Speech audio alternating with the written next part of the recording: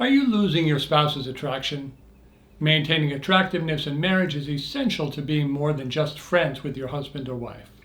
Let's talk about how to make sure your spouse keeps being attracted to you. The most common mistake that people make in maintaining attraction is not purposefully maintaining it. Most people assume that because they are married that they no longer need to put any effort into continuing to be attractive. Because of this, they were generally more attractive before they were married. They become progressively less attractive as the years go by. Although in a good relationship this can go unnoticed for the most part, if the relationship starts to have problems, there can be a sudden realization that one's spouse is unattractive. A person in love can find beauty in what repulses everyone else. But if that person falls out of love, they're likely to be as repulsed as everyone else. Their rose-colored glasses suddenly become very clear. Most married people assume two things. One, that their spouse will always be in love with them, and two, that their spouse will always be attracted to them. These assumptions often lead to complacency in maintaining emotional connection and in maintaining personal desirability. That is, attraction. Many people are surprised or even shocked when their spouse says things like, "I love you, but I'm not in love with you," or "I just want to be friends."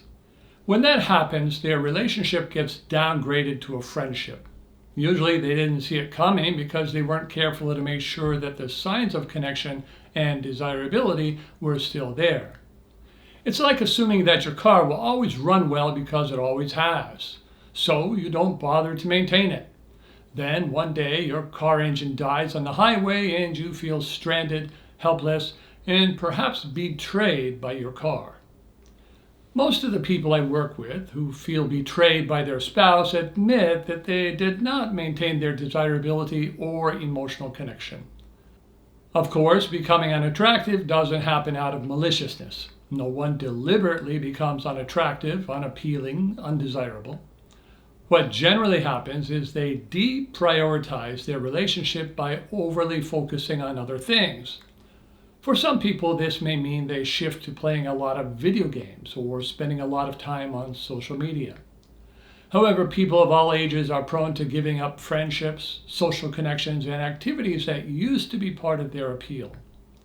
A man who once attracted his wife because of his love for playing the guitar may give it up entirely and focus solely on his career. A woman also may throw herself into her career or raising children, losing all semblance of the vibrant woman that she used to be.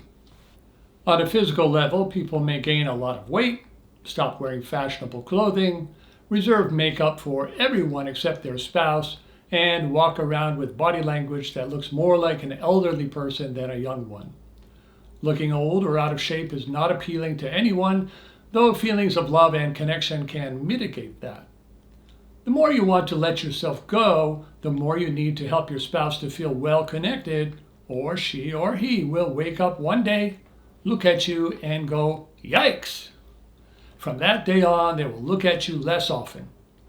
People prefer to look at what attracts them, what appeals to them, and what is connected with their goals. Maintaining attraction means continuing to do those things that your spouse finds attractive. Restoring attraction means getting back to those things. Because people are very consistent in what they find attractive, we usually need to get back to the kinds of things we did before we were married, when our spouse found us the most attractive. We may not be able to play on a soccer team anymore, but we can still be physically active and involved with others. Those are the aspects of attractiveness that used to be accomplished by playing soccer. We can work to look younger than our age, which will give us the overall appearance of looking young, even if we can't look like what we used to. A 50-year-old man or woman who looks 40 can be more attractive than a 30-year-old man or woman who looks 40. Our attractiveness is partly a result of how we compare with our peers. Getting out without your spouse and child once a week to socialize with friends on your own is much more attractive than spending all of your time with your husband, wife, and/or child. There are different approaches to figuring out what a spouse finds attractive, and these approaches can be combined. One approach is to look at who your spouse enjoys associating with and finding out what it is about them that helps your spouse to enjoy being with them.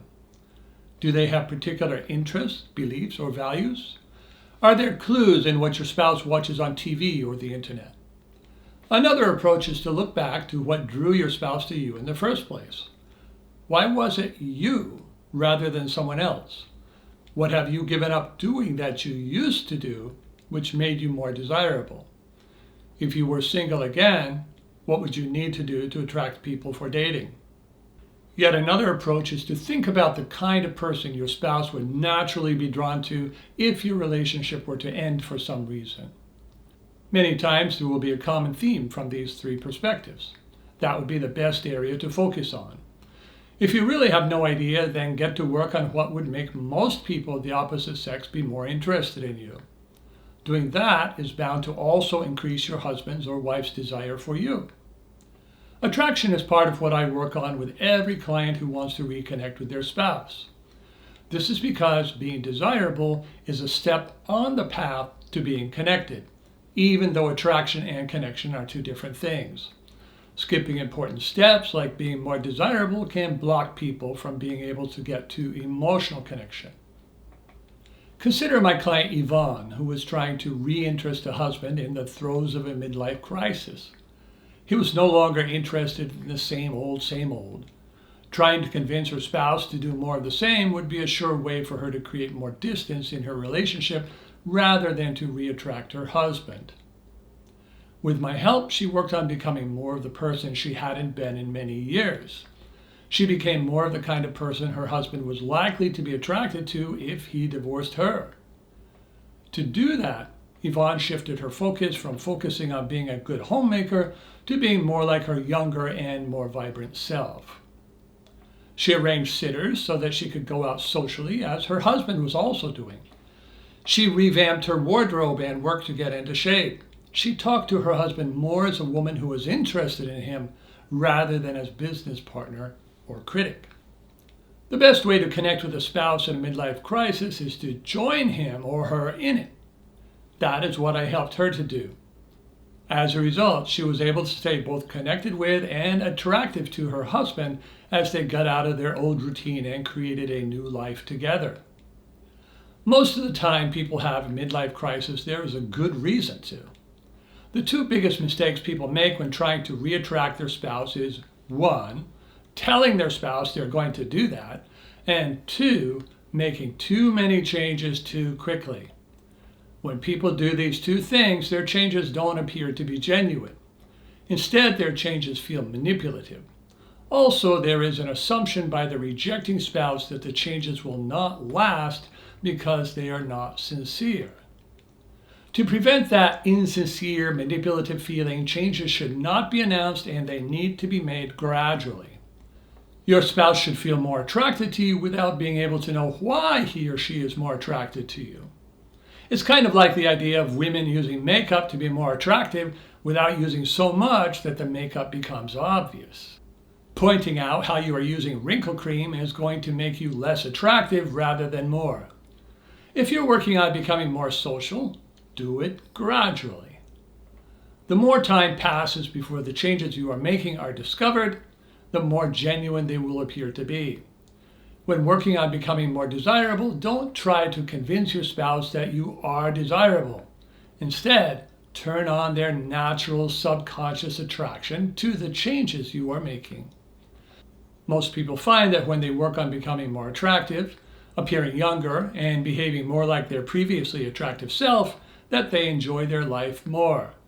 They often had become unattractive to themselves. They had stopped living their life and instead were just enduring it. Everything that we do that makes us more desirable to others makes us enjoy our lives and relationships more.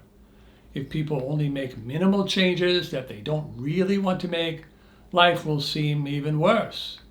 Those effects will be short-lived. The new attractiveness will soon be gone. Then it will be much harder for them to reattract their spouse the second time around. Changes not kept are even harder to trust the second time around. Make sure this doesn't happen by doing more than you have to. Make yourself your life more attractive in every way you can.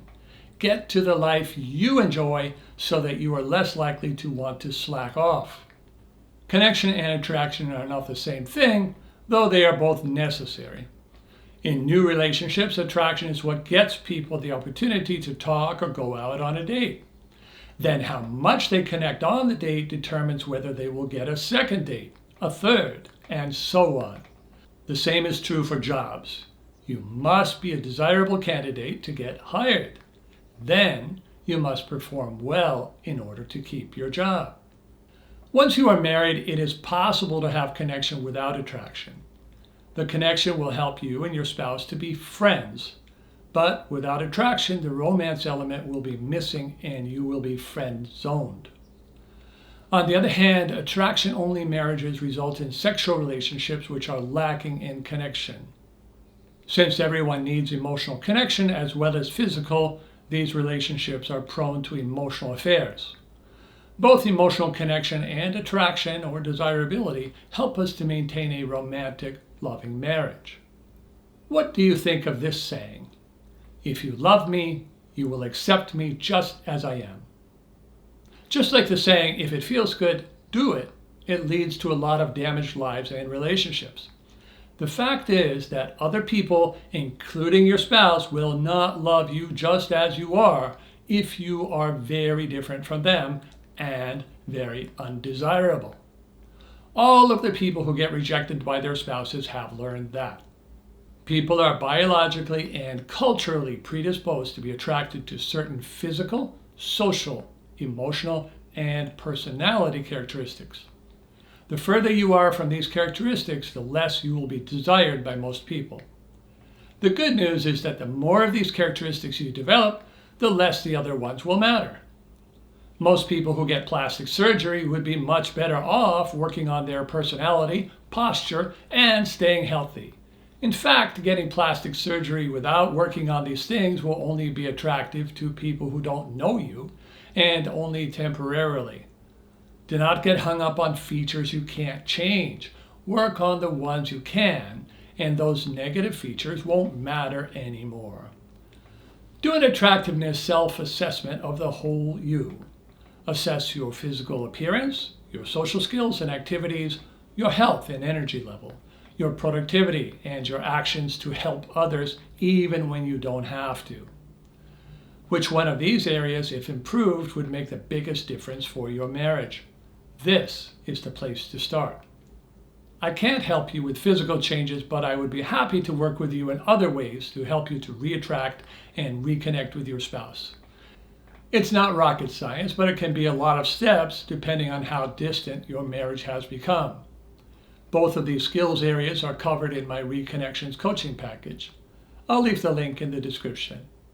Like everything else, becoming more desirable is a matter of doing the right steps in the right order at the right pace until you reach your goal.